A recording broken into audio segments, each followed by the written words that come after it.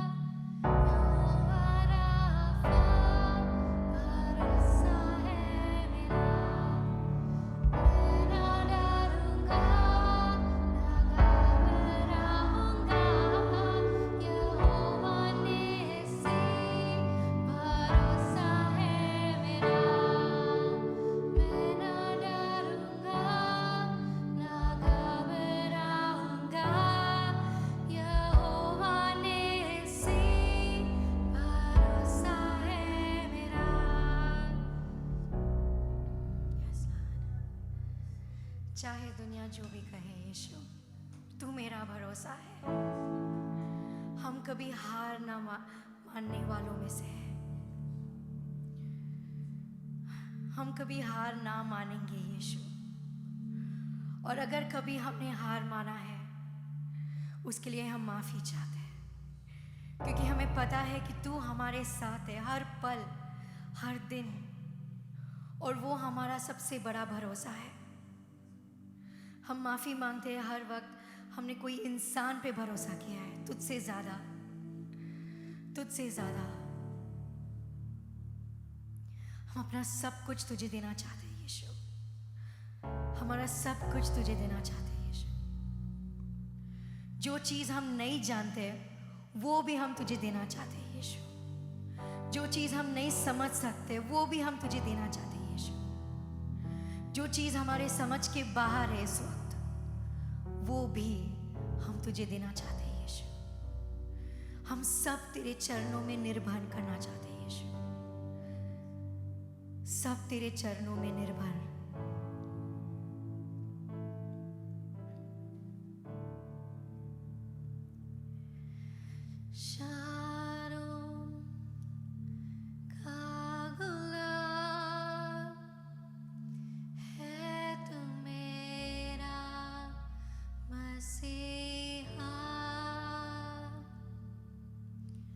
Sharon का गुलाब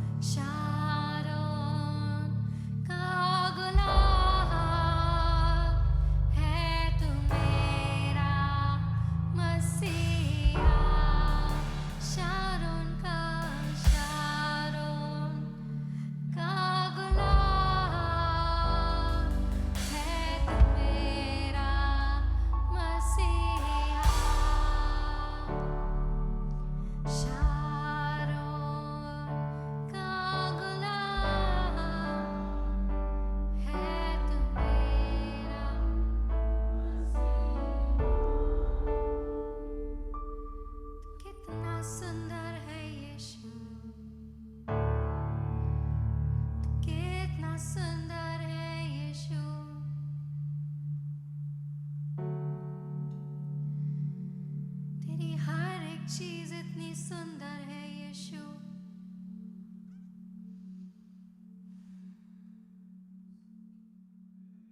हम बस तुझे देखना चाहते हैं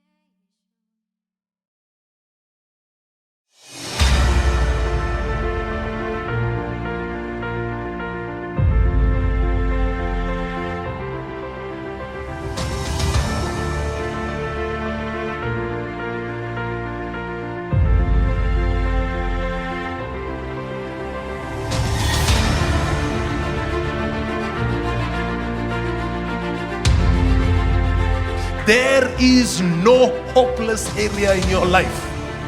There is no area of your life that is beyond redemption.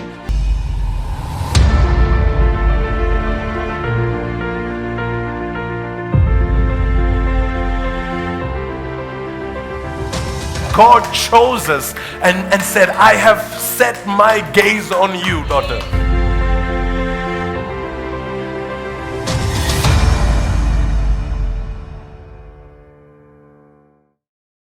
सृष्टि के मालिक तुम ही हो, सारे सृष्टि के रक्षक तुम ही हो।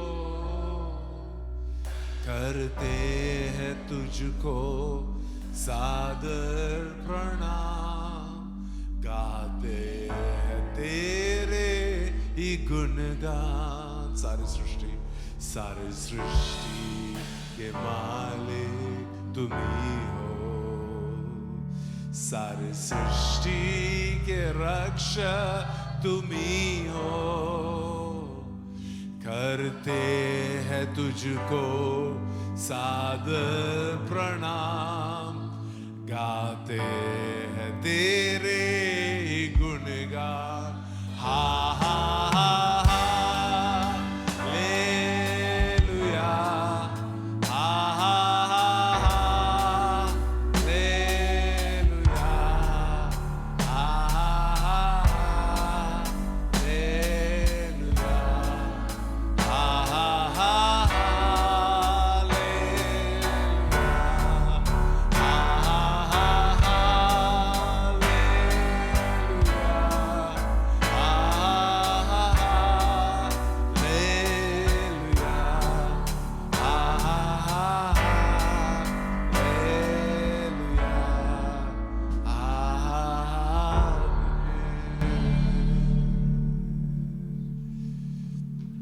प्रभु, हम आए हैं तेरे चरण में आज शाम के इस वक्त पर पूरे विश्वास के साथ, पूरे अश्योरेंस के साथ, पूरा कॉन्फिडेंस के साथ। परमेश्वर, हम विश्वास करते हैं कि परमेश्वर तू हमारा साथ है। आज शाम को यह साल का पहला दिन है परमेश्वर, लेकिन हम विश्वास करते हैं कि तू आदि और तू अंत भी है।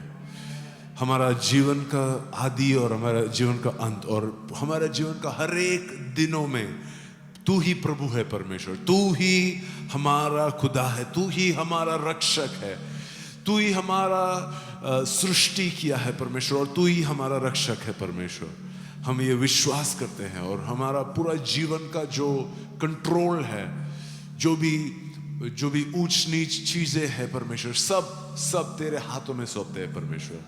और हम विश्वास करते हैं परमेश्वर कि अगर आपके मुंह से एक शब्द निकला तो हमारा जीवन पूरी की पूरी बदल जाएगा परमेश्वर। हमारा जीवन पूरी की पूरी स्वतंत्र हो जाएगा परमेश्वर। हमारा जीवन, हमारा कलीसिया के लिए, हमारा घरों के लिए, हमारा शहरों के लिए परमेश्वर एक अनुग्रह का कारण बन जाएगा परमेश्वर।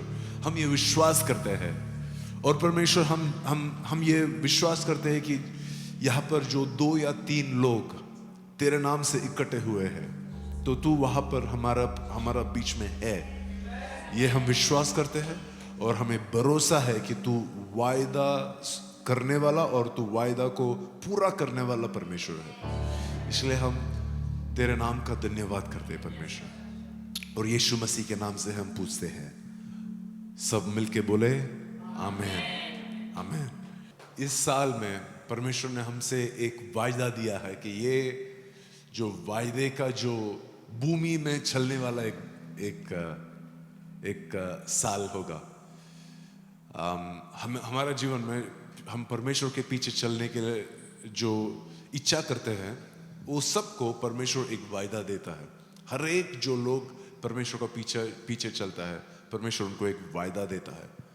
और जो भी वायदा परमेश्वर ने हमें दिया है, जो भी परमेश्वर ने हमें प्रॉमिस किया है, वो वायदा को परमेश्वर पूरा करके ही रहेगा। ऐसा कोई ऐसा वायदा नहीं है कि परमेश्वर ने किया है और परमेश्वर वो नहीं कर पाया, और या फिर परमेश्वर वो नहीं किया या परमेश्वर भूल गया। ऐसा हो ही नहीं सकता है। हम ऐसे एक परमेश्वर का आराधना करते हैं जो वायदों को पूरा करता है। जो भी वायदा उसने हमें दिया है वो वायदा परमेश्वर डेफिनेटली निभाएगा। आमीन। तो हम ये विश्वास कर रहे हैं कि ये जो साल है, ये साल में वो जो वायदे का जो जगह है, वायदे का जो भूमि है, वो जो वायदा किया हुआ जो सर्कमस्टेंसेस है, जो भी परिस्थिति है, वो सब परिस्थिति में हमें विक्ट्री मिलेगा, विजेता मिलेगा। वो सब परिस्थिति में हमें अधिकार मिलेगा। आमीन। देखो, अगर मैंने आपको एक वायदा दिया कि मैं आपको एक बाइक दे रहा हूं, जब तक वो बाइक का रजिस्ट्रेशन आपके नाम पे नहीं आया तब तक वो बाइक आपका नहीं है, राइट? आप वो चला सकते हैं, आप वो बोरो कर सकते हैं, लेकिन जब तक वो आपके नाम पे नहीं आया है तब तक वो बाइक फिर मेरा ही है।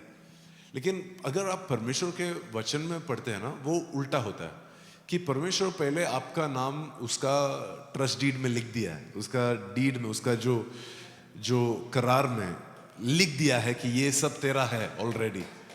अभी और परमेश्वर ने रजिस्ट्रेशन सर्टिफिकेट तेरे को दिया है कि तू जाके जो भी तेरा है वो अपना हाथ में ले ले, पूरे विश्वास के साथ, पूरे अधिकार के साथ। अगर मैंने आपको एक जमीन दिखाया और वो जमीन में आपका नाम लिखा है करके दिखाया, तो आप कितने कॉन्फिडेंस के साथ वो जमीन को अपना हक मान के आप लेने के लिए ट्राई करेंगे। उसी हिसाब से परमेश्वर के वचन में जो भी वायदे लिखे हैं उसमें सब हमारा नाम है, उसमें सब परमेश्वर ने हमारा अधिकार, हमारा हक दिया है हमें कि हम पूरे विश्वास के साथ, पूरे अधिकार के साथ, पूरे हक के साथ हम जाके उसे क्लेम कर सकते हैं, अपना सकते हैं और उसे हमारा जीवन में रिसीव कर सकते हैं। आमीन। आज मैं आपको एक यशायाह के पुस्तक से सिखाना चाहता हूँ। हमारे पास ज़्यादा वक्त तो नहीं है, लेकिन जितना टाइम है उतने टाइम में हम कुछ वर्सेस पढ़ेंगे और हम साथ में मनन करेंगे कि परमेश्वर हमसे क्या कहना चाहता है। तो आप मेरे साथ यशायाह का पुस्तक, यशायाह एक नबी था, पुराने नियम में एक नबी था, और ये जो नबी है वो ऐसे एक टाइम पे नबुवक्ता किया जब जो इज़राइल जो नेशन है, इज़राइल जो राज्य है, वो देश है, वो उनके देश में नहीं थे, एक्साइल में गया। उनका जो राज्य में बहुत सारा युद्ध और लड़ाई के वजह से उनको वहां से निकलना पड़ा कि वो उनका खुद का जमीन में उनको फिर कोई हक नहीं था। वो अभी एक्साइल में रह रहा है और कोई जगह में रह रहा है। तो उस परिस्थिति में परमेश्वर उनसे लिख रहा है, उनको एक नबी को भेजकर, एक भविष्यवक्ता को भेजकर उनसे परमेश्वर बातचीत करता है। तो यशायाह का पुस्तक, उसका चैप्टर 49 और वर्स 1 ऑनवर्ड्स, पहला वचन से लेके हम लोग साथ में पढ़ेंगे। हे द्वीपों, मेरी ओर कान लगाकर सुनो, है दूर दूर के राज्यों के लोगों, ध्यान लगाकर मेरी सुनो। यहोवा ने मुझे गर्भ ही में से बुलाया, जब मैं माता के पेट में था तब ही उसने मेरा नाम बताया। परमेश्वर बोल रहा है कि दूर दूर के लोगों, मेरे बातचीत को सुनो। ये जो नबी है वो लोगों से कह रहा है कि आप लोग मैं जो कहना चाहता है, आप लोग सब मेरा अटेंशन दो, ध्यान से सुनो, क्योंकि मैं जो है, जब भी मेरी माता के गर्भ में था, जब भी मैं पैदा भी नहीं हुआ था, देखो जब तक हम एक बच्चा पैदा नहीं होता हमें पता भी नहीं है लड़का है लड़की है। अब भी कुछ कुछ देशों में होता है, लेकिन वो जमाने में तो तब कुछ पता नहीं है, हमें कुछ आइडिया भी नहीं है। उनको कभी कभी पता भी नहीं है कि गर्भ में एक बच्चा है, जब तक 4-5 महीना नहीं हो और पूरा सिम्टम्स निकलने लगे तभी पता चलता है हाँ गर्भ में एक बच्चा है। लेकिन जब भी ये वो एक छोटा सा एक सेल है इसके माता के पेट में, बोलता है कि परमेश्वर ने मुझे नाम से जाना है, वो परमेश्वर का आराधना करते हैं आप और मैं। देखो आपको लगता है कि हाँ मुझे एक जनवरी 1 का दिन है, संडे शाम का समय है, मुझे चर्च जाना है, कलीसिया जाना है, तो मैं जा रहा हूं। ऐसा नहीं है कि आपने चुना है कि आप आज शाम के टाइम पे कलीसिया में आए। परमेश्वर के वचन में लिखा है कि आप जो आपके माता के पेट में उत्पन्न होने से पहले ही परमेश्वर ने आपको चुना है, आपको नाम से जाना, एक एक को, मुझे भी तो आपको भी, आपके आने वाले पीढ़ियों को भी एक एक को नाम से जाना है। क्योंकि ये जो परमेश्वर के आराधना करते हैं हम, ये एक इटर्नल परमेश्वर है, इटर्नल, जावेदा अनंत काल का परमेश्वर है, आमेन, जो कल भी था आज भी है और युगान युग रहेगा, आमेन। तो ये परमेश्वर बोलता है कि ये परमेश्वर ये नबी के द्वारा बोल रहा है कि यहोवा ने मुझे गर्भ ही से ही बुलाया, जब मैं माता के पेट में था तब ही उसने मेरा नाम बनाया। देखो आपको याद रखना है कि आपको परमेश्वर ने एक नाम दिया है। देखो जब भी हम काम करते हैं, जब भी हम पढ़ते हैं, जब भी हम रिश्तों में चलते हैं, तो सब लोग आपको एक नाम देते हैं। आपका पति या पत्नी आपको एक नाम देगा, आपके बच्चे आपको एक नाम देंगे, आपके कलीसिया में आपको कुछ नाम से पुकारेगा, आप जहाँ पे काम करते हैं उन लोग आपको और कोई नाम से आपको बताएगा। लेकिन आपको ये जानना है कि परमेश्वर ने आपको एक नाम दिया है, परमेश्वर ने आपको एक आइडेंटिटी दिया है, परमेश्वर ने आपको एक नाम से पुकारा है। वो नाम सबसे ऊंचा नाम है।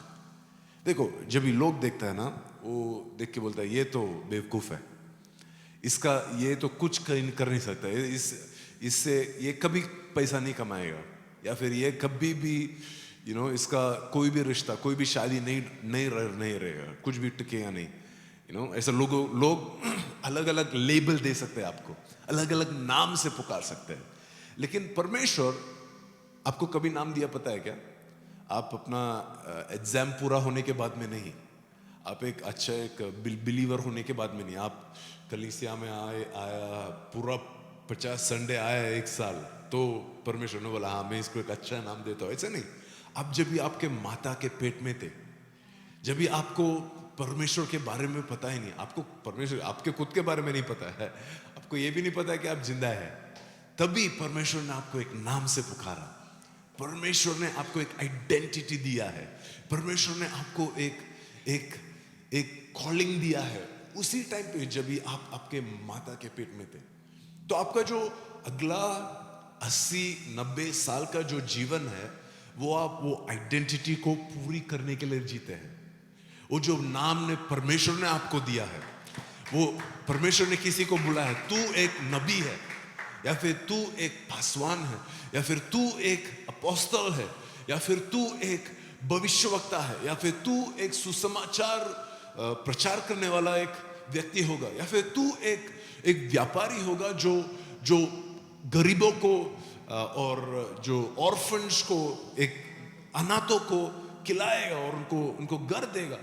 जो भी परमेश्वर ने आपको एक आइडेंटिटी दिया है, वो आइडेंटिटी के लिए, वो नाम के लिए, वो नाम के पीछे आप आपके अगले 80-90 साल जीते हैं। वो 90 साल आप वो आइडेंटिटी के लिए जीते हैं, वो नाम के लिए जीते हैं।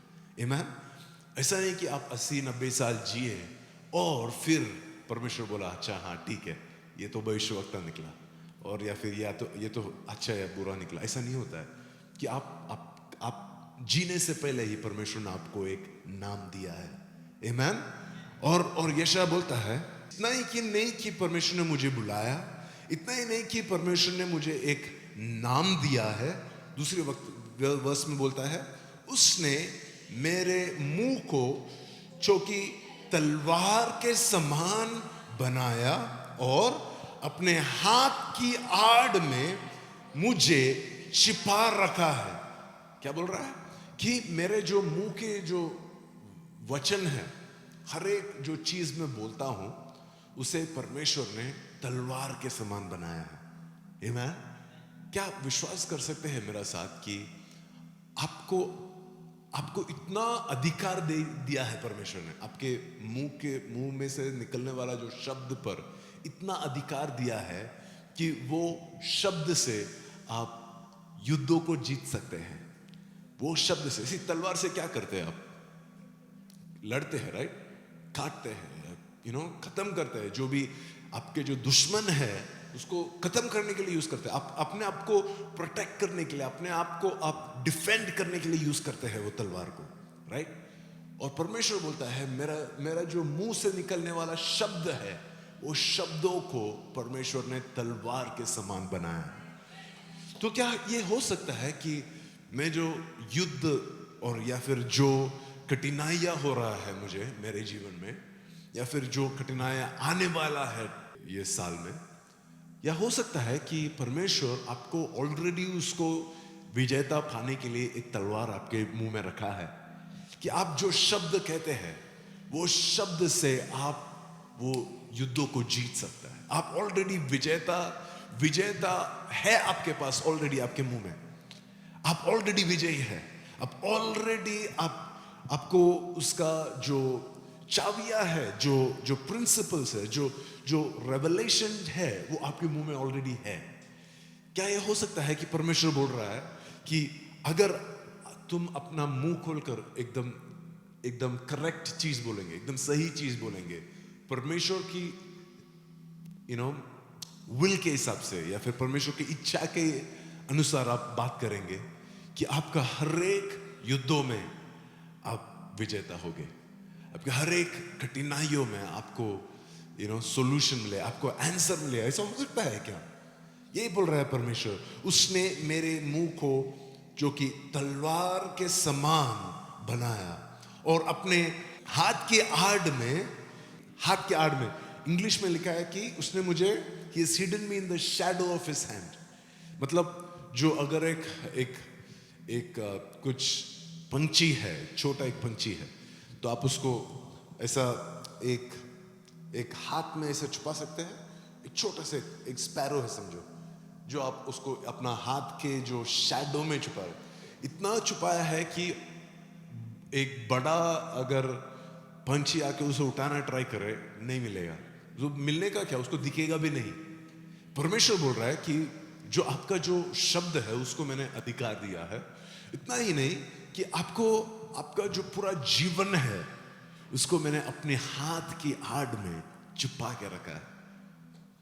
क्या आपको विश्वास करने का हिम्मत है क्या कि आपके जीवन में कोई भी आपको नीचा नहीं कर सकता, कोई भी आपको हर्ट नहीं कर सकता, कोई भी आपको ओवरकम नहीं कर सकता। अपना जीवन में पूरी के पूरी प्रोटेक्शन है। परमेश्वर आपका प्रोटेक्शन है। परमेश्वर बोल रहा है कि मैंने आपको छिपा के रखा है, कि मैंने आपको अपने हाथों के आड़ में रखा है। तो ऐसा हो ही नहीं सकता है कि दुश्मन को आपको कुछ हार्म या हानि पहुंचा सकता है।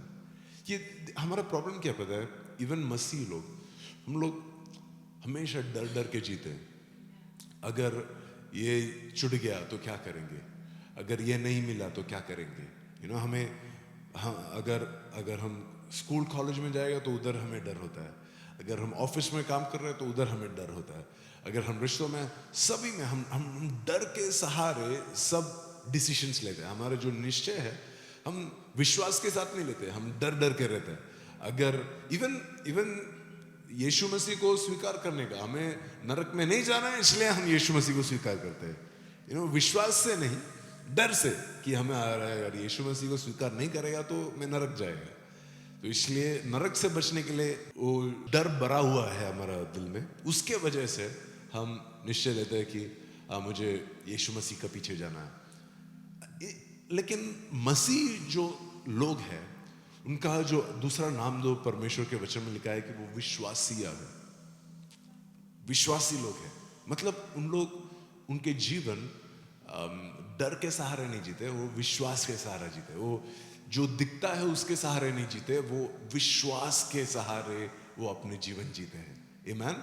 तो वचन में लिखा है कि परमेश्वर अपने हाथ के आड़ में आपको छिपा के रखा है। क्या आपको हिम्मत है विश्वास करने में? अगर आपको विश्वास करने का हिम्मत है तो आप, और ये साल में आप कोई भी चीज से डरेंगे नहीं, घबराएंगे नहीं। हम वो जस्ट गाना गाया था अभी जस्ट, मैं ना डरूंगा ना घबराऊंगा। पूरे विश्वास है मैं कोई भी चीज हो, आंधी हो, तूफान हो, कष्ट हो, कठिनाइयां हो, मुझे डर नाम का चीज नहीं होगा। मुझे क्वेश्चंस होगा, मुझे कभी कभी अधिक प्रार्थना करना पड़ेगा, वो सब हो सकता है, लेकिन मैं डर को अपने दिल में जगह नहीं देगा। आमीन। क्योंकि मुझे पता है कि ये मेरा दुश्मन जो शैतान है वो मुझे सुन के भी नहीं देख सकता है, क्योंकि मैं परमेश्वर के हाथों के आड़ में छिपाया रखा हूं। आमीन। और बोलता है कि उसने मुझको चमकीला तीर बनाकर अपने तरकश में गुप्त रखा है। ये बोल रहा है कि आप जो है ना परमेश्वर के लिए इतना प्रिय है कि एकदम चमकीला, चमकीला वो होता है जिसको एकदम शार्प कर करके, एकदम पॉलिश कर करके एकदम चमकीला बनाता है वो तीर को। क्योंकि ये तीर जो है हर एक चीजों के लिए यूज नहीं कर सकता है। ये तीर प्रैक्टिस के लिए यूज नहीं करेगा। ये तीर जो प्रैक्टिस के लिए क्या यूज करता है पता है? वो जो लकड़ी का तीर है या फिर जो प्लास्टिक का तीर है वो प्रैक्टिस के लिए यूज करेगा। लेकिन ये जो तीर है ना एकदम स्पेशल तीर है। ये मैं एक स्पेशल ओकेजन के लिए रखा है। जब भी मुझे एक गोलायत को नीचे लेके आना है तभी मैं ये तीर को निकालेगा। जब भी मुझे ये इजराइल में जाना है और मुझे उसका राजा को मारना है तभी मैं ये तीर को निकालेगा। तो ये तीर मैंने एकदम मेरा तरकश, quiver, that's the word, मेरा तरकश में मैंने गुप्त रखा है। तो प्रॉब्लम क्या है ना, ये जो तीर है ना वो सोचता रहेगा देखो सबको जॉब मिल रहा है, सबको आशीष मिल रहा है, मैं तो इधर मेरा पूरा टाइम वेस्ट हो रहा है, मेरा जीवन में कुछ आगे नहीं बढ़ रहा है, कुछ चेंज नहीं हो रहा है। मैं हर हफ्ता आता हूँ, मैं हर हफ्ता गाने गा रहा हूँ, मैं हर हफ्ता वचन सुन रहा हूँ, मैं हर हफ्ता मेरा दशवांश दे रहा हूँ, मैं सब कर रहा हूँ ठीक से, लेकिन मेरे जीवन में कुछ बदला नहीं है अभी तक। परमेश्वर बोल रहा है डरो मत, घबराओ मत, मैंने तुम्हें गुप्त रखा है। क्योंकि जो गुप्त रखते हैं ना, जो भी छुपा के रखते हैं ना, वो बहुत महंगे चीज होते हैं। पता है आपको? अगर आपका घर पे अगर मैं आके देखा कि कुछ सोने जैसा दिखने वाला चीज है लेकिन जमीन पे पड़ा है, मुझे पता है वो सोना नहीं है, दिखने में सोना रहेगा लेकिन वो प्लास्टिक है, वो सोना नहीं है। देखो सोना किसी घर पे नीचे नहीं पड़ा रहेगा। अगर सोना रहेगा तो किधर रखेंगे आप? गोदरेज का तिजोरी रहेगा, राइट, जिसको एकदम 2-3 ताला रहेगा, अंदर एक ताला और बाहर एक ताला और उसके बाहर और एक ताला रहेगा, 3 ताला, और तीनों अलग अलग जगह में छुपाया रहेगा। एक किचन में, एक बाथरूम में, एक बेडरूम में, 3 अलग अलग जगह में छुपा के रखेंगे और अंदर सोना रहेगा। क्योंकि ये जो है ना उसको बहुत कीमत है, उसको वैल्यू है। तो इसलिए उसको आप बाहर दूध खरीदने जाएगा तो यूज नहीं करेगा। अब कभी यूज करेगा? एक शादी में जा रहे हैं या फिर एक स्पेशल फंक्शन है, 31st सर्विस है, चर्च में फोटो होने वाला है, तो उस दिन आप निकालेगा सोने में, हाँ मुझे आज थोड़ा चमकना है। तो परमेश्वर बोल रहा है आपको जो चमकीला जो तीर के समान मैंने आपको छुपा कर रखा है, गुप्त रखा है। आपको पता नहीं है, लेकिन आप जन्म होने से पहले ही मैंने आपको बुलाया है और मैंने आपको एक नाम दिया है, एक आइडेंटिटी दिया है, एक बुलावट दिया है। एक एक लोगों को मैंने आपको एक असाइनमेंट दिया है, एक उद्देश्य दिया है आपका जीवन के लिए। समझ रहे हैं आप? एक पर्पस दिया है आपका जीवन के लिए और मैंने आपको ट्रेन कर रहा हूं। एक एक चीजों से मैं आपको ट्रेन कर रहा हूं और आपको एकदम चमका कर मैं अपने तरकश में गुप्त रखा है, मेरे हाथों के आड़ में छुपा के रखा है। और अब वो है जो एक शब्द बोल सकता है और वो शब्द से आप आपका लड़ाइयां, आपके युद्धों को जीत सकते हैं, क्योंकि आपका शब्द एकदम तलवार के समान है। आमीन। और वचन में लिखा है, और मुझसे कहा, तू मेरा दास इज़राइल है, मैं तुझसे अपनी महिमा प्रकट करूंगा। वाह! ये सब करने के बाद परमेश्वर हमसे कहता है, तू कौन है? तू मेरा दास इज़राइल, और तुझसे मैं अपना महिमा, तेरा महिमा नहीं, तेरा फैमिली हिस्ट्री नहीं, मैं अपना महिमा प्रकट करूंगा तुझसे। देखो, हमें सबको अपना महिमा दिखाना बहुत अच्छा लगता है, लेकिन परमेश्वर बोलता है कि इसलिए मैंने तुझे गुप्त रखा है, इसलिए मैंने तुझे छुपा के रखा है, क्योंकि तू मेरा दास है।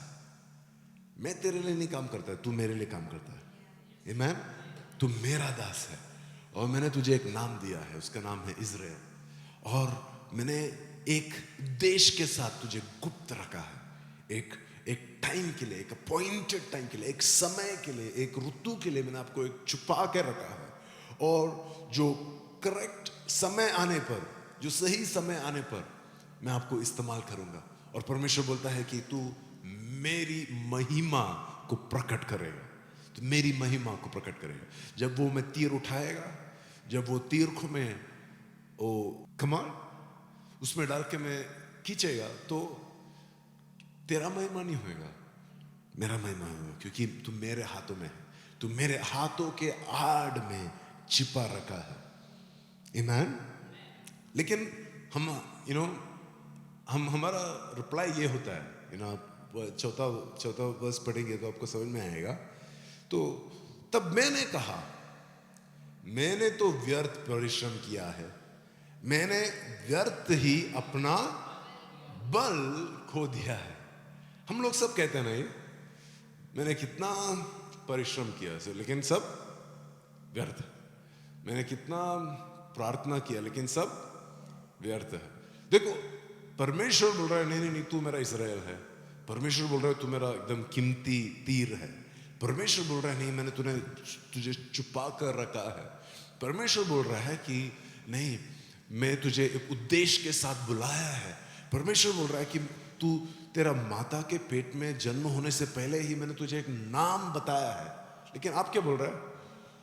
सब मेरा पूरा जीवन व्यर्थ है, मैंने जो भी किया है कुछ कमाया नहीं, कुछ किया नहीं।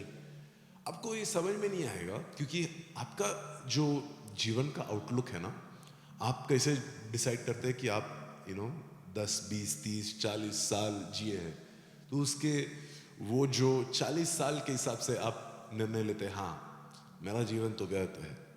लेकिन परमेश्वर आपका जीवन वो 40 साल के हिसाब से नहीं देखता है। परमेश्वर आपका जीवन पूरे अनंत काल के हिसाब से देखता है, पूरे अनंत काल के हिसाब से देखता है, पूरे अनंत काल के हिसाब से देखता है। और जो भी परमेश्वर देखता है ना, परमेश्वर बोलता है नहीं नहीं नहीं नहीं नहीं, तेरा जीवन व्यर्थ नहीं है, तेरा जीवन खाली नहीं है, तेरा जीवन एम्प्टी नहीं है, तेरा जीवन एक बहुत बड़ा उद्देश्य के साथ है, बहुत बड़ा पर्पस के साथ है। अगर आप मत्ती के सुसमाचार उसका पहला अध्याय पढ़ेंगे, तो आपको वहां पे इतने सारे नाम पढ़ने मिलेंगे जो यीशु मसीह के फोर फादर्स थे, उनके फैमिली मेंबर्स थे। तो आप उनके सबका जो नाम पढ़ेगा ना, तो कोई लोग जीवन में कुछ किया नहीं ऐसा लगेगा। कि अगर आप उनके टाइम का देखेगा, उनका अगर वंशावती देखेगा, तो उनका सबका नाम दिखेगा ना।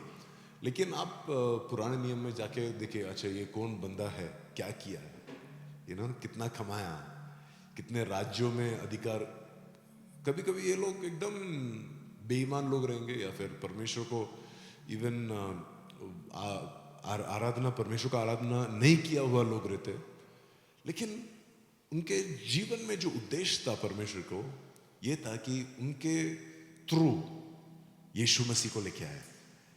और वो जो परमेश्वर का उद्देश्य है वो उनके जीवन में नहीं हुआ। वो टाइम पे सोचो कि परमेश्वर ने एक वायदा दिया था यशायाह के थ्रू कि दावीद का जो संतान है वो हमेशा हमेशा के लिए राज्य करेगा। लेकिन वो जो दावीद का जो संतान थे, जितने बच्चे हुए, वो लोग सब हमेशा हमेशा के लिए नहीं बैठा। तो ऐसा हो सकता है कि उनका जीवन के बाद उन लोग सोचते होंगे, देखो मेरा पूरा जीवन व्यर्थ, कुछ हुआ नहीं। भविष्यवक्ता ने बताया, ये हुआ वो हुआ, पूरा चर्च प्रार्थना किया, सब खो गया, लेकिन सब व्यर्थ है। क्योंकि वो लोग क्या देख रहे हैं, वो 30-40 साल देख रहे हैं। वो लोग क्या देख रहे हैं, वो देखो मैंने ये किया, मुझे इमीडिएटली कुछ रिजल्ट नहीं आया। लेकिन आप और मैं जब भी मत्ती सुसमाचार चैप्टर 1 निकाल के पढ़ते हैं तो भी हमें समझ में आता है, हाँ ऐसा क्यों हुआ, यस इधर ऐसा चेंज क्यों हुआ, क्योंकि यीशु मसीह वो लाइन से आने वाला था। मैन तो परमेश्वर, ये जो परमेश्वर है ना, वो पीढ़ियों का परमेश्वर है। जो परमेश्वर का उद्देश्य है हर एक पीढ़ी में होता है, हर एक पीढ़ी में होता है। और मुझे पूरा विश्वास है कि परमेश्वर ये इच्छा रखता है कि हमारा जो पीढ़ी में उसका एक बड़ा एक रिवाइवल इस पीढ़ी में हो जाए, और अनेक लोग यीशु मसीह को अपना प्रभु मानकर जिए। मैं पूरा विश्वास करता हूं कि ये जो पीढ़ी है ये एक रिवाइवल पीढ़ी है। आमीन। ये जो पीढ़ी है ये एक ऐसा पीढ़ी है जहाँ पे हम बेदारी को अपनाएंगे, हम बेदारी देखेंगे, हम बेदारी को हमारे जीवन में एक्सपीरियंस करेंगे। आमीन। तो आप ऐसा नहीं कहना है कि हाँ मैंने जो भी किया मुझे रिजल्ट नहीं आया तो मेरा जीवन व्यर्थ है।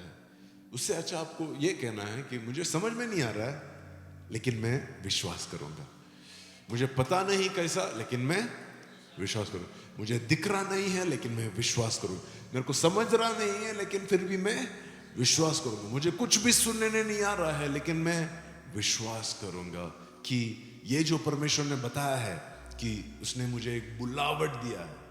मेरे माता के पेट में जन्म लेने से पहले ही परमेश्वर ने मुझे बुलाया है, मुझे एक नाम दिया, वो मैं विश्वास करूंगा। और वो विश्वास के साथ वो यशायाह लिखता है, और एक बार पढ़िए, तब मैंने कहा मैंने तो व्यर्थ परिश्रम किया, मैंने व्यर्थ ही अपना बल खो दिया है, तो भी निश्चय मेरे न्याय यहोवा के पास है और मेरी परिश्रम का फल मेरे परमेश्वर के हाथ में है। तो ये बोल रहा है मेरे हिसाब से तो मेरा पूरा जीवन व्यर्थ है, लेकिन फिर भी मैं ये विश्वास करता हूं कि मेरा परिश्रम का फल मेरे परमेश्वर के हाथ में है। मेरे हाथ में नहीं, बैंक अकाउंट में नहीं, मेरा ऑफिस के फंड्स में नहीं, मेरा परमेश्वर के हाथ में है।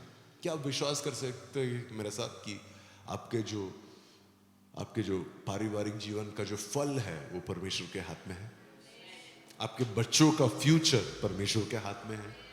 आपका जो फाइनेंशियल नीड्स, जो भी प्रेयर रिक्वेस्ट है वो सब परमेश्वर के हाथ में है। आप विश्वास कर सकते हैं कि आपका जो ड्रीम्स है, आप जो सपने देखते हैं वो सब परमेश्वर के हाथ में है। आपका परिश्रम का फल उसका न्याय देने वाला परमेश्वर है। एक आदमी आके बोल सकता है कि हाँ तू कभी सुधरेगा नहीं, तेरा जीवन में कभी भी संपत्ति नहीं आएगा, ऐसा लोग बोल सकते हैं, लेकिन परमेश्वर बोल रहा है कि तेरा परिश्रम का फल मेरे हाथों में है, तेरे परिश्रम का फल मेरे हाथों में है। देखो ये जो लिखा है, ये मैं वचन से लिखकर पढ़ रहा हूं आपको, ये मेरा थियोलॉजी में दे रहा नहीं हूं आपको, ये मेरा फिलॉसफी में नहीं जान रहा हूं आपको।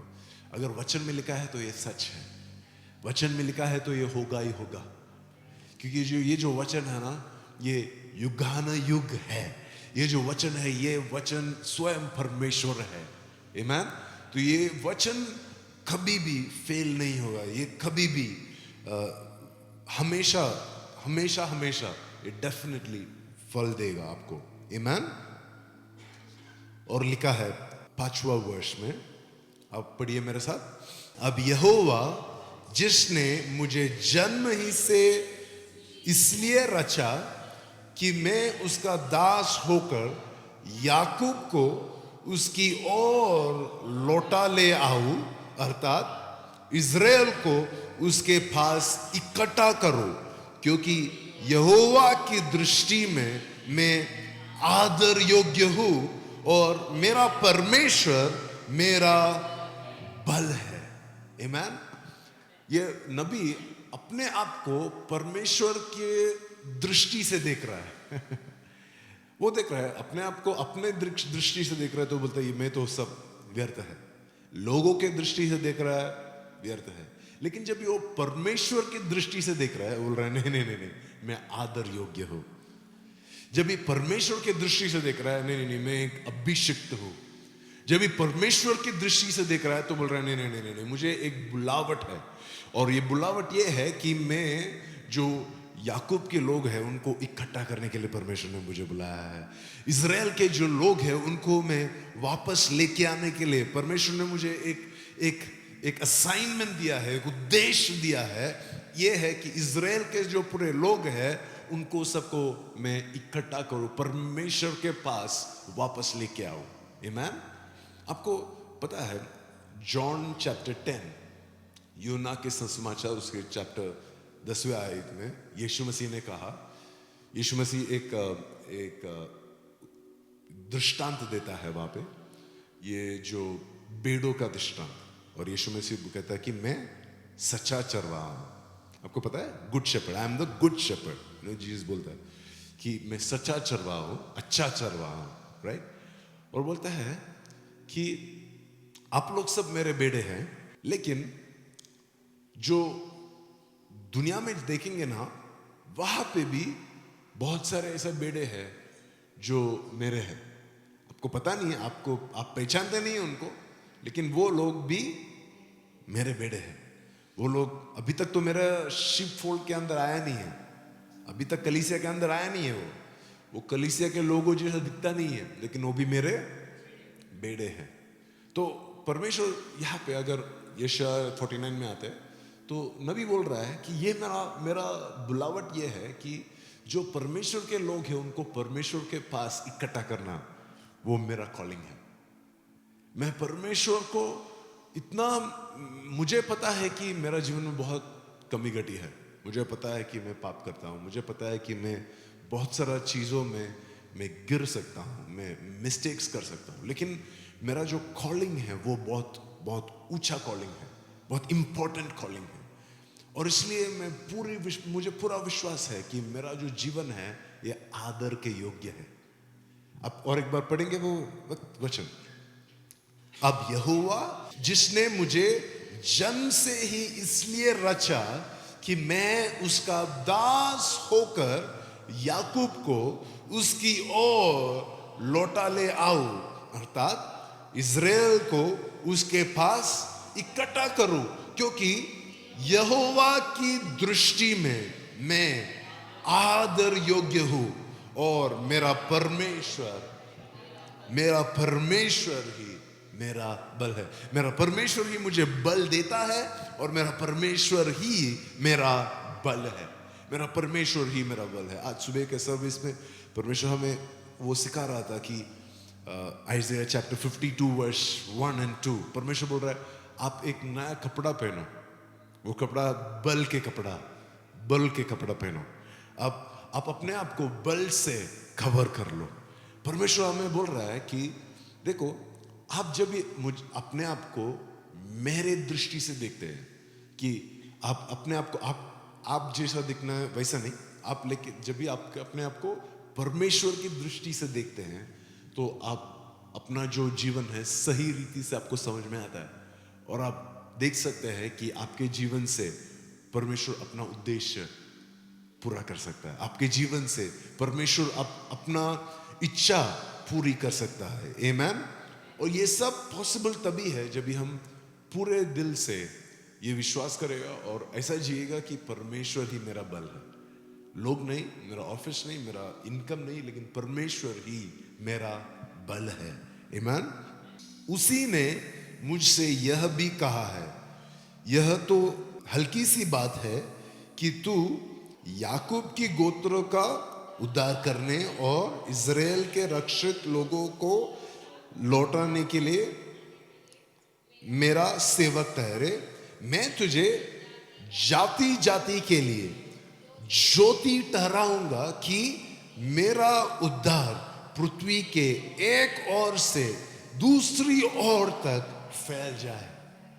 देखो परमेश्वर क्या बोल रहा है पता है ये नबी को, तू तो अपने आप को व्यर्थ समझ रहा है, लेकिन मैं आपको आपका जो बुलावट है वो कितना बड़ा है वो दिखाता हूं। इतना ही नहीं कि तू जो देखो ये लोग पुराने नए नियम के लोग हैं।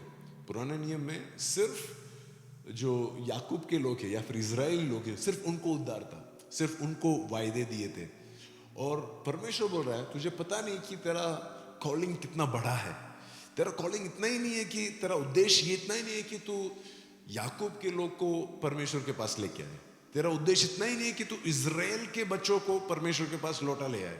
लेकिन परमेश्वर बोल रहा है तेरा उद्देश्य ये है, अगर तू विश्वास कर सकता है, अगर तेरे में इतना दम, इतना हिम्मत है कि तू विश्वास करे, तो ये है कि तू हर एक जातियों से, हर एक जाति से तो लोगों को परमेश्वर के पास लेके आएगा।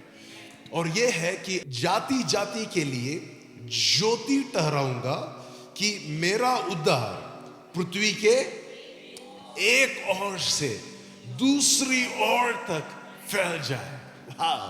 परमेश्वर बोल रहा है कि मैं तुझे इतना इस्तेमाल करूंगा, इतना उपयोग करूंगा कि आप जाति जाति के लिए एक ज्योति ठहराएंगे, आप एक ज्योति बन जाएंगे। आपके जीवन के द्वारा जो लोग अंधकार में हैं वो लोग देख पाएंगे। आपके जीवन के द्वारा जो लोग अंधकार में हैं वो लोग समझ पाएंगे। आपके जीवन के द्वारा जो लोग को रास्ता नहीं दिख रहा है वो लोग को रास्ता दिखाई देगा। और परमेश्वर बोलता है कि पृथ्वी के एक कोने से दूसरे कोने तक उसका जो उद्धार का जो मैसेज है वो फैल जाएगा आपके जीवन के द्वारा, आपके जीवन के द्वारा, आपके जीवन के द्वारा, आपके जीवन के द्वारा। देखो तो आपका जीवन का उद्देश्य ये नहीं है कि मैं एक थोड़ा सा सेविंग्स कर लूँ, एक घर बसा दूँ, बच्चों को अच्छे से पढ़ा दूँ और फिर टाटा बाय बाय। इतना में खत्म नहीं होता है आपका जीवन का उद्देश्य। आपका जीवन का उद्देश्य बहुत बड़ा है। देखो आपको करना है, ठीक है, बराबर है कि आपको आपका घर बसाना है, घर खरीदना है, बच्चों को अच्छे से पढ़ाना है, लेकिन उसका सब एक अल्टीमेट पर्पस ये है कि आपको हर एक जाति में परमेश्वर के लिए एक ज्योति बन के जीना है। हर एक जाति में दुनिया के एक कोने से दूसरा कोने तक जो उद्धार का जो मैसेज है वो फैलाना है। आमेन। कम ऑन, आप विश्वास करने के लिए आपको हिम्मत है कि आपको परमेश्वर दुनिया के एक कोने से दूसरा कोने तक इस्तेमाल करेगा। देखो हम लोग तो एक छोटे से झुंड है, आज 10-15 लोग हैं यहाँ पे और एक छोटे रूम में बैठ के बात कर रहे हैं और पूरे दुनिया में दुनिया का लोगों के लिए एक ज्योति बनने की बात कर रहे हैं। आपको इतना विश्वास है कि आप परमेश्वर आपके लिए वो कर सकता है, परमेश्वर आपके द्वारा वो कर सकता है, कि परमेश्वर आपको इस्तेमाल कर सकता है। आपको इतना विश्वास है कि आप वो स्पेशल चमकीला तीर है परमेश्वर के तरकश में, कि जब भी परमेश्वर निकाल के तीर को भेजेगा तो वो तीर ये सब कर पाएगा कि वो ज्योति बनेगा। इतना ही नहीं कि इजराइल के लोगों के लिए, मतलब इतना ही नहीं कि तू तेरे घर के लोगों के लिए या फिर तेरे कलीसिया के लोगों के लिए, इतना ही नहीं कि तू बैंगलोर में या इंडिया में तो एक ज्योति बनेगा, लेकिन दुनिया के कोने कोने के लोगों को जाति जाति में जहां पे भी तू जाएगा परमेश्वर आपको एक उद्धार करने का एक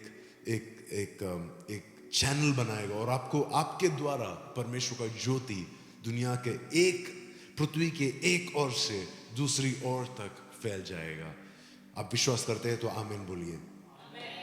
आमेन। Can we read verse 8? यहोवा यो कहता है, अपनी प्रसन्नता के समय में मैंने तेरी सुन ली, उद्धार करने के दिन में तेरी सहायता की है। मैं तेरी रक्षा करके तुझे लोगों के लिए एक वाचा ठहराऊंगा, ताकि देश को स्थिर करे और उजड़े हुए स्थानों को उनके अधिकारियों के हाथ में दे दे। परमेश्वर क्या बोल रहा है पता है क्या? मेरा जो प्लान है तेरा जीवन में, इतना ही नहीं कि तू एक लोगों के लिए एक ज्योति बने, लेकिन यह है कि तेरा जो तुझे पहले प्रोटेक्ट करूंगा।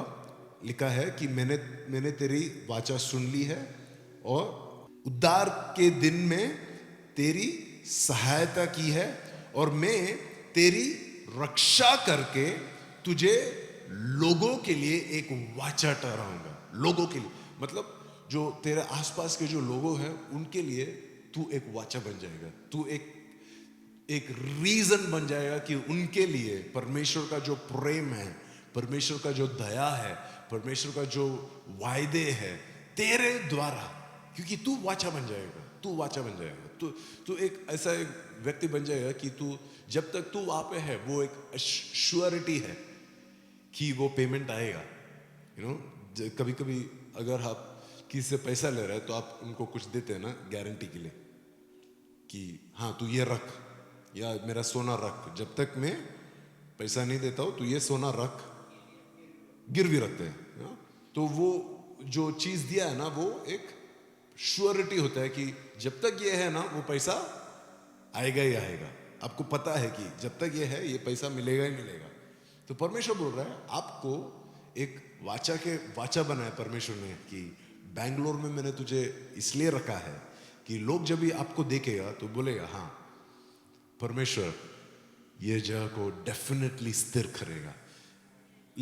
आगे के वचन पढ़िए, और कहता है कि सहायता करेगा और मैं तेरी रक्षा करके तुझे लोगों के लिए एक वाचा ठहराऊंगा, ताकि देश को स्थिर करे और उजड़े हुए स्थानों को उनके अधिकारियों के हाथ में दे दे, ताकि देश को स्थिर करे। और जो उजड़े हुए लोग हैं, उजड़े हुए स्थान है, उजड़े हुए परिस्थिति है, उसको उसके अधिकारी, उसके राइटफुल ओनर्स के पास वापस लेके आए। आमेन। किसको परमेश्वर इस्तेमाल करेगा? कोई बहुत अमीर व्यक्ति को, जो पॉलिटिशियंस को यूज करेगा। किसको परमेश्वर यूज करेगा? आपको और मुझे। ऐसा परमेश्वर लिखा है कि परमेश्वर इतना आपको मदद करेगा, इतना आपको इस्तेमाल करेगा कि आपके द्वारा जो लोग हैं, जो भी लोग हैं जिसको हेल्प चाहिए, जिसको मदद चाहिए, परमेश्वर आपको इस्तेमाल करेगा उनके लिए। आमेन। अगला वचन पढ़िए मेरे साथ। और बंदियों से कहे, बंदी गृह से निकल आओ, और जो अंधियारे में है उनसे कहे अपने आप को दिखलाओ। आमेन। परमेश्वर बोल रहा है कि आपको वो जगह के लिए इतना ब्लेसिंग बनाएगा कि आप अभी बंदियों से कह सकते हैं तू तेरा बंधन में से निकल आ जा, और वो निकल आ जाएगा। आमेन। आप अंधियारे में जो लोग हैं उनसे कह सकते हैं तू तेरा अंधेरे में से निकल आ जा, और वो निकल आ जाएगा। और बोल रहा है वे मार्गों के किनारे किनारे पेट भरने पाएंगे, सब मुंडे टीलों पर भी उनके चराई मिलेगी। आमेन। आमेन। और लिखा है वे भूखे और प्यासे न होंगे, न लू और न गम उन्हें लगेगा, क्योंकि वह जो उन पर दया करता है वही उनका अगुआ होगा, और जल के सोतों के पास उन्हें ले चलेगा। ये सब कैसा होएगा? परमेश्वर बताता है कि आपके और मेरे द्वारा। ये आपका और मेरे लिए वायदा नहीं है, ये हमारा जो लोगों के लिए ना, हमारा जहाँ पे हम रहते हैं, जिसके साथ हम रहते हैं, जिसके साथ हम काम करते हैं, जिसके साथ हम डेली बातचीत करते हैं, उनके लिए प्रॉमिस है कि आपके द्वारा, आप एक वाचा बन के परमेश्वर ने भेजा है। आप परमेश्वर का स्पेशल चमकीला तीर है। आपको परमेश्वर ने वहां पे इसलिए रखा है क्योंकि आपके द्वारा वो लोग कभी भूखा नहीं रहेंगे। आपके द्वारा वो लोग, उनका आत्मीय जो प्यास है, उनका जो इमोशनल प्यास है, जो फिजिकल प्यास है, वो जो उनका जो भूख है, वो आपके द्वारा परमेश्वर मिटाएगा। आमीन। और बोलता है, वर्स 13 में पढ़ेंगे हम, हे आकाश जय जयकार कर, हे पृथ्वी मगन हो, हे पहाड़ों गला खोलकर जय जयकार करो, क्योंकि यहोवा ने अपनी प्रजा को शांति दी है और अपने दीन लोगों पर दया की है। तो परमेश्वर बोल रहा है कि अब इसलिए हम जय जयकार करना चाहिए क्योंकि परमेश्वर ने हम पर दया किया है। परमेश्वर ने हमारा जो सिटी है, शहर के ऊपर दया की है। परमेश्वर बोल रहा है, आपको एक वाचा बनकर ये शहर में बनाया रखा है, आपको ज्योति बनाकर इस शहर में रखा है, आपको एक स्पेशल तीर के समान इस शहर में रखा है, एक स्पेशल चमकीली चमकाया हुआ एक तीर के समान परमेश्वर रखा है। और परमेश्वर बोल रहा है, इसलिए ये आपका जरूरत, ये आपका रिस्पॉन्सिबिलिटी है कि आप जय जयकार करें, आप परमेश्वर की आराधना करें, आप जी भर कर परमेश्वर को आदर और महिमा दे। क्योंकि आपको पता है कि ये जो परमेश्वर है, ये परमेश्वर ने हमें शांति दी है, ये परमेश्वर ने हमें ये दीन लोगों पर दया किया है। हम भी दीन लोग हैं, लेकिन हमारे बारे में नहीं कर रहा है परमेश्वर हमारे आजू बाजू में जो लोग रहता है उनके बारे में बोल रहा है कि उन पर परमेश्वर ने दया किया है। कि आपका जीवन ऐसा हो कि परमेश्वर, लोग जब भी आपके जीवन को देखेंगे वो लोग बोलेगा, अरे परमेश्वर मुझसे प्यार करता है। जब भी आप उनसे बात करता है तो वो लोग बोलेंगे, वाह परमेश्वर मुझसे कितना प्यार करता है। आप उनसे जब भी घर से निकलेंगे ना तो लोग खुश होना चाहिए। आप घर पे वापस आएंगे एक ट्रिप के बाद, लोग खुश होना चाहिए क्योंकि वो उनको पता है, हाँ परमेश्वर हमसे प्यार करता है। आपका जीवन में इतना परमेश्वर के उपस्थिति से भर जाए, परमेश्वर के सानिध्य से भर जाए कि जो लोग आपसे बातचीत करेंगे ना, वो लोग, उनका पेट भर जाएगा क्योंकि वो लोग आपसे बात कर रहे हैं, क्योंकि आप उनका भूख और उनके प्यास को मिटाता है। परमेश्वर ऐसा नहीं है कि स्वर्ग से डायरेक्टली उनको फीड करेगा। परमेश्वर कैसा फीड करता है? परमेश्वर उनका भूख और प्यास कैसा मिटाता है? आप लोग को बेचकर, आप परमेश्वर के दास है। याद है परमेश्वर ने क्या बोला? मैं अपना स्पेशल महिमा के लिए उनको इस्तेमाल करेगा, वो मेरा महिमा को प्रकट करेगा। कैसा प्रकट करेगा? कि परमेश्वर ने आपको एक जगह में बिठाया है, एक परिस्थिति में भेजा है ताकि आप जो बोले वो एक तलवार के समान इस्तेमाल हो जाए। आप जो करे वो एक परमेश्वर का राज्य को बड़ा करने के लिए इस्तेमाल हो जाए। आपका जो पूरा जीवन है, यही नहीं कि आप संडे को यहाँ पे एक प्रेयर मीटिंग के लिए आए, लेकिन जो मंडे से सैटरडे तक आप जैसे जीते हैं, जैसे बात करते हैं, जैसे आप लोगों से आपके जो आजू बाजू में रहते हैं, जैसे उनसे बात करते हैं, उसमें सब परमेश्वर के नाम की महिमा हो जाए। आमीन। ये जो आने वाला साल है ना, इसमें परमेश्वर हमें एक बहुत बड़ा विजेता प्लान किया है। एक बहुत बड़ा विजेता परमेश्वर का इच्छा है कि परमेश्वर दे, लेकिन वो विजेता बिना युद्ध का नहीं मिलेगा। जो भी विजेता है, अगर आपको विजेता अच्छी है तो युद्ध तो करना ही पड़ेगा, राइट? वो युद्ध हम कैसे कर सकते हैं? जब भी हम विश्वास करते हैं कि मैं आदर योग्य हूं और मेरा बल परमेश्वर है, मेरा बल परमेश्वर से आता है, मेरा बल परमेश्वर ने दिया है, वो जब भी हम विश्वास करेंगे तो हम वो युद्धों को जीत सकते हैं, तभी हम वो विजेता पा सकते हैं। आमीन। तो मैं आपके लिए प्रार्थना करना चाहता हूं, लेकिन आप प्रार्थना करने से पहले एक चीज आप मांगे। आप खुद प्रार्थना करें 1 मिनट के लिए और मांगे, परमेश्वर ये साल मुझे पिछले साल के जैसे नहीं जीना है, ये साल मुझे एक अलग व्यक्ति होकर जीना है। ये साल मुझे मेरा वायदों को रिसीव करना है। ये साल मुझे वो जो वायदों को मेरे जीवन में अपनाना है। अपने जो भी वायदे किए हैं, अपने जो वायदे किए हैं मेरे जीवन में, परमेश्वर मुझे वो वायदों को अपनाना है आने वाले जीवन में, आने वाले इस साल में। आपका जो इच्छा है ना आने वाले साल के लिए, वो इच्छा को परमेश्वर के लिए, वो इच्छा आप बताइए, परमेश्वर को बोलिए, परमेश्वर ये मेरा इच्छा है।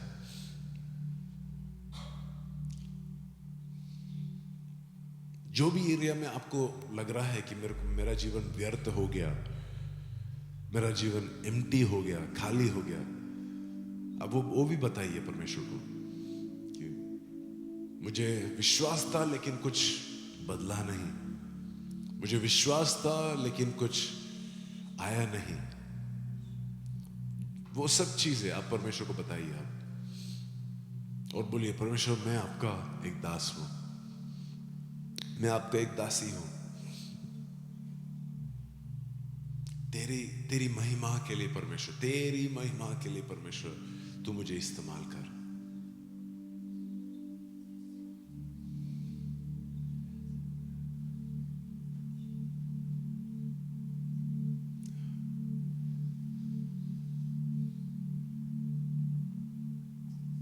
दुनिया के कोने कोने में, जाति जाति में,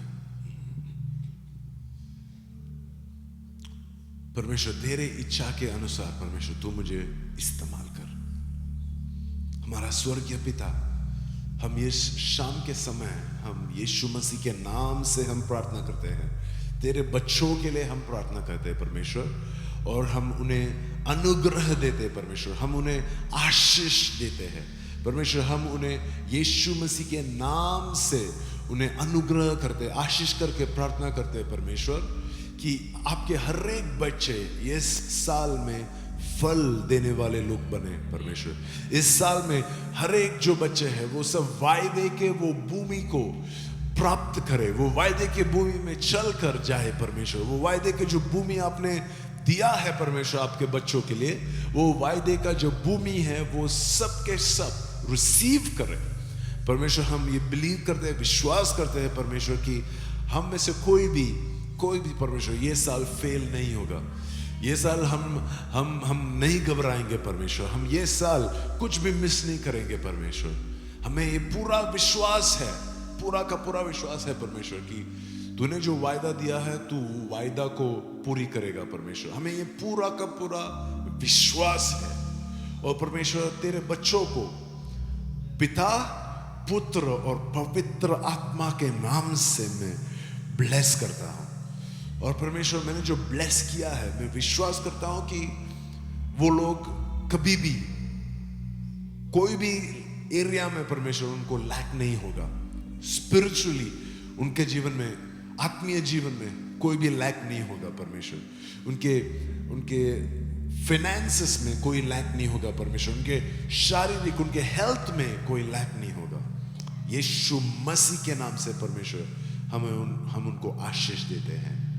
सब कहे आमेन, आमेन, आमेन। ये जो टाइम है हमें प्रभु का जो प्रभु बोझ से लेने का टाइम है। जब भी हम ये प्रभु बोझ ले रहे हैं, हम ये प्रभु से कह रहे हैं कि परमेश्वर हम विश्वास करते हैं, आपने हमारे लिए जो बोला है, आपने हमारे बारे में जो बोला है, वो सब हम विश्वास करते हैं। तो अगर आप विश्वास करते हैं तो आप ले लिए, ठीक है? क्योंकि आप बोल रहे हैं कि मैं परमेश्वर के शरीर और परमेश्वर के लहू से एक बन रहा हूं। तो ये सबके लिए नहीं है, ये सिर्फ वो लोग के लिए है जो विश्वास करते हैं, जो मानते हैं कि परमेश्वर का जो इच्छा मेरा जीवन में डेफिनेटली पूरा हो जाएगा। आप वो जो वाइन और ब्रेड है उसको उठाइए, हम प्रार्थना करेंगे। परमेश्वर इस ब्रेड और वाइन को हम आशीष करते हैं। तेरे बच्चे जब भी तेरे शरीर और तेरे लहू के साथ जो शामिल होते हैं परमेश्वर, तेरे शरीर में कोई भी कमी नहीं है, तेरे शरीर में कोई भी कोई भी प्रॉब्लम नहीं है, कोई भी सिन नहीं है और कोई सिकनेस नहीं है, तो परमेश्वर हम जब ये तेरे शरीर में शामिल होते, परमेश्वर हमारा शरीर भी पूरी तरीके से चंगाई हो जाएगा। परमेश्वर हमारा हर एक एरिया में परमेश्वर हमें तेरी शरीर का मैनिफेस्टेशन मिलेगा। परमेश्वर हम ये विश्वास करते हैं, और हम जब तेरे लहू को पिएंगे परमेश्वर, हम ये विश्वास करते हैं कि जो हमारे हर एक बंधन है वो टूट जाएगा परमेश्वर, और हमें आगे का जो ये साल है पूरे स्वतंत्रता के साथ जीने का एक हक मिलेगा, एक अधिकार मिलेगा परमेश्वर, एक अपॉर्चुनिटी मिलेगा परमेश्वर। हम ये पूरे हृदय से विश्वास करते हैं। Thank you holy spirit, we bless the bread and the wine in Jesus name. यीशु मसीह के नाम से हम बोलते हैं आमेन। हम साथ मिले।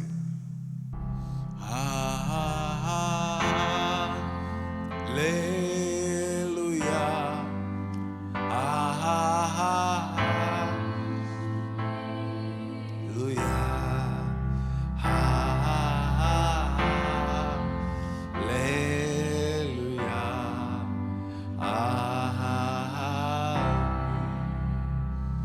हम सब साथ में खड़े होकर ये आशीष के वचन साथ में पढ़ेंगे।